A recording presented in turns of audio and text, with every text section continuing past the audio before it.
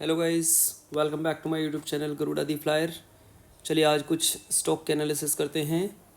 तो सबसे पहले हमारा स्टॉक रहेगा सम्मान कैपिटल।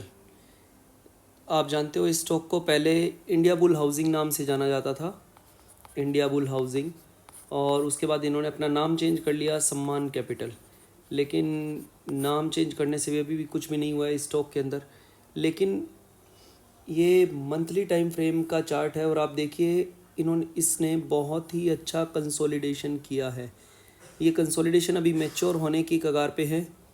तो अगर यहाँ से एक ब्रेकआउट मिलता है तो ये बहुत अच्छी इन्वेस्टमेंट अपॉर्चुनिटी हो सकती है, जिसके लॉन्ग टर्म के टारगेट बहुत बड़े हो सकते हैं। तो अभी ये फ़िलहाल 148 पे ट्रेड कर रहा है। तो ये जो स्टॉक है ये लॉन्ग टर्म अपॉर्चुनिटी के लिए है। इसके अपन वन डे टाइम फ्रेम पे मूव करते हैं। वन डे टाइम फ्रेम में आप देखोगे कि यहाँ पे बहुत अच्छी एक सपोर्ट थी जिसको इसने कई बार रेस्पेक्ट किया था, और उसके बाद इसको ब्रेक किया और वापस से इस सपोर्ट के ऊपर आ चुका है। इसको बोलते हैं हम लोग ट्रैप ट्रेडिंग। लॉन्ग टर्म के लिए बहुत सारे ऐसे स्टॉक्स होते हैं जो ऐसे किसी पर्टिकुलर बड़ी सपोर्ट को ब्रेक करके और फिर एंटर करते हैं, तो बहुत अच्छा यहाँ से मूव शो करते हैं। आप देख भी पा रहे होगे कि फर्स्ट सेकंड थर्ड 3 दिनों के अंदर इसने काफ़ी अच्छा मूव शो किया है। तो यहाँ से अगर ये स्टॉक ऊपर निकलता है तो हमारे लिए बहुत अच्छी इन्वेस्टमेंट की अपॉर्चुनिटी हो सकती है। ये अच्छी कंपनी है, इतनी भी बुरी नहीं है। तो सम्मान कैपिटल, इसके फंडामेंटल्स आप एक बार चेक कर लेना प्लीज़, इस पे आप नज़र रख सकते हो इन्वेस्टमेंट के लिए। चलिए अभी अपन चलते हैं नेक्स्ट स्टॉक पे जो कि है इंडस टावर लिमिटेड। इसका भी ये 1 मंथ का टाइम फ्रेम है, मंथली ब्रेकआउट की वर्ज पे है अभी ये। देखिए ये 4 बार इस मंथली रेजिस्टेंस को रिस्पेक्ट कर चुका है। अगर ये इसको ब्रेक करता है तो यहाँ से एक बहुत अच्छी अपॉर्चुनिटी मिल सकती है इंडस टावर में। और अगर ये इससे यहाँ से फेल हो जाता है, अगर इसके नीचे ब्रेक डाउन दे देता है, तो फिर वापस से इस स्टॉक में लोअर लेवल देखे जा सकते हैं। तो फ़िलहाल इस पे भी आपको नज़र रखने की ज़रूरत है। अपन चलते हैं इसके थोड़े शॉर्टर टाइम फ्रेम पे, 4 आवर के टाइम फ्रेम पे। क्या हो रहा है कि यहाँ पे पर्टिकुलर एक ये सपोर्ट को रिस्पेक्ट कर रहा है काफ़ी टाइम से। यहाँ पे इसने ट्रैप किया और ट्रैप करने के बाद ये इसके अंदर कंसोलिडेट कर रहा है।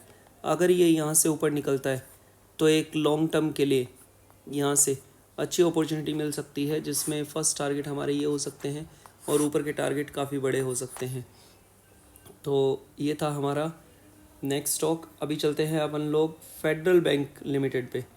देखिए ये मार्केट को आउट परफॉर्म कर रहा है यहाँ से लेकर के यहाँ तक। अगर आप इसका फॉल देखोगे तो ये ज़्यादा फॉल नहीं है, लगभग अभी 30 रुपीज़ का आसपास, मतलब कि 10% डाउन है। जबकि निफ्टी बैंक जो है हमारा बैंक निफ्टी, उसका इंडेक्स को उसमें ज़्यादा फॉल आया है, ये उसको आउट परफॉर्म कर रहा है। यहाँ पे बहुत अच्छा एक कंसोलिडेशन बनाया है, डब्ल्यू टाइप का पैटर्न बना रहा है। अगर ये इसके ऊपर क्लोज करता है तो हमें फर्स्ट टारगेट ये और बाद में बहुत बड़े टारगेट मिल सकते हैं, क्योंकि इसके अंदर कुछ बड़े डेवलपमेंट्स हो रहे हैं फेडरल बैंक के अंदर।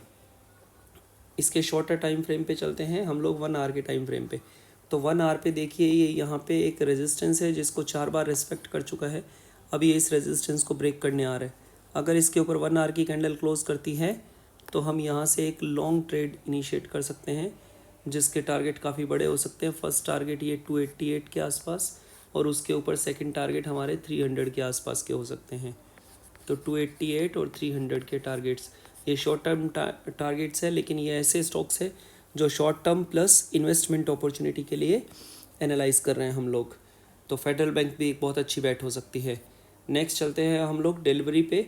थोड़ा महंगा स्टॉक है, लेकिन इसने एक बहुत गजब का रिवर्सल पैटर्न बनाया है, हेड एंड शोल्डर। पहले डाउन ट्रेंड के बाद यहाँ पे शोल्डर बनाया, फिर हेड, फिर शोल्डर। अगर ये इसके ऊपर वापस से ब्रेक देता है यहाँ पे 432 के ऊपर, तो यहाँ से एक लॉन्ग अपॉर्चुनिटी क्रिएट की जा सकती है, जिसका टारगेट हमारा यहाँ से यहाँ तक का जितना डिप है, ये मान के चलिए आप 392 से लेके 428, मतलब कि 35-40 रुपीज़ का। तो यहाँ से 432 से लेकर के 500 तक के टारगेट्स हमारे हो सकते हैं, 500 के टारगेट्स। तो ये भी बहुत अच्छा स्टॉक है डिलीवरी। नेक्स्ट अपन चलते हैं इन्वेस्टमेंट अपॉर्चुनिटी के लिए। एक और बहुत अच्छा स्टॉक है सिप्ला, जिसने काफ़ी टाइम से यहाँ एक कंसोलिडेशन किया। इस कंसोलिडेशन को इसने ब्रेक करने के बाद एक डाउनफॉल दिखाया, फिर इसने कंसोलिडेशन किया और इस कंसोलिडेशन को भी डाउन साइड ब्रेक किया। अभी वापस से ये यहाँ से 2 दिन से काफ़ी अच्छा मोमेंटम शो कर रहा है, और अगर ये इसके ऊपर निकलता है तो यहाँ से हम लोग एक लॉन्ग अपॉर्चुनिटी क्रिएट कर सकते हैं, जिसके फर्स्ट टारगेट ये वाले, सेकंड टारगेट ये वाले। देखिए बड़े फॉल के अंदर ऐसी ही कंपनीज़ होती हैं जिनके अंदर इन्वेस्टमेंट किया जाना चाहिए। फंडामेंटली बहुत ही स्ट्रॉन्ग कंपनी है ये, तो इसमें काफ़ी बड़े टारगेट्स हमें लॉन्ग साइड के मिल सकते हैं, तो ये बहुत अच्छी अपॉर्चुनिटी हो सकती है इन्वेस्टमेंट के लिए। सिप्ला के शॉर्टर टाइम फ्रेम पे चलते हैं, 1 आवर पे। इसको क्यों हमने चूज़ किया जबकि ये डाउन ट्रेंड के अंदर है, तो यहाँ पे एक बहुत ही अच्छा ये पैटर्न बना रहा है, आप देख पा रहे होगे। ये कमेंट कर सकते हो ये कौन सा पैटर्न है। अगर ये इस पैटर्न में यहाँ पे ब्रेकआउट देता है तो हम लोग एक लॉन्ग अपॉर्चुनिटी क्रिएट कर सकते हैं, जिसके फर्स्ट सीधे टारगेट यहाँ तक के आ रहे हैं, सॉरी यहाँ से लेकर के यहाँ तक के टारगेट आ सकते हैं, 1340 तक के टारगेट। आप यूँ मान के चलिए 1330 तक के टारगेट। अगर ये इसको नीचे की साइड ब्रेक कर देता है तो हम लोग इसमें ट्रेड नहीं करेंगे।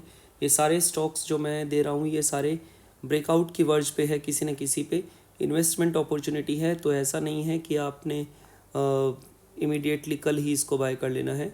अगर ये लेवल ब्रेक होते हैं, ब्रीच होते हैं, तो ही हमें इसमें एंटर करना है।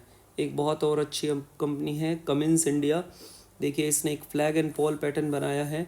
अगर आप इसको देखोगे तो यहाँ से यहाँ तक इसने पहले एक फॉल बनाया, उसके बाद ये बहुत ही अच्छा 1 डे पे कंसोलिडेशन किया है, और ये अभी इसके ब्रेकआउट के वर्ज पे है। तो यहाँ से अगर ब्रेकआउट मिलता है तो हमारे काफ़ी बड़े टारगेट रहेंगे। जितना इस पोल की हाइट थी यहाँ से लेकर के यहाँ तक की, उतने बड़े टारगेट हमें यहाँ पे मिल सकते हैं। तो ये 5600 के टारगेट्स तक के लिए यहाँ से अगर ये ब्रेक करता है इस कैंडल के हाई को 4650 के आसपास या 4700 के आसपास, 4700 ब्रेक करता है तो हम लोग 5600 के टारगेट्स के लिए इसमें इन्वेस्ट कर सकते हैं।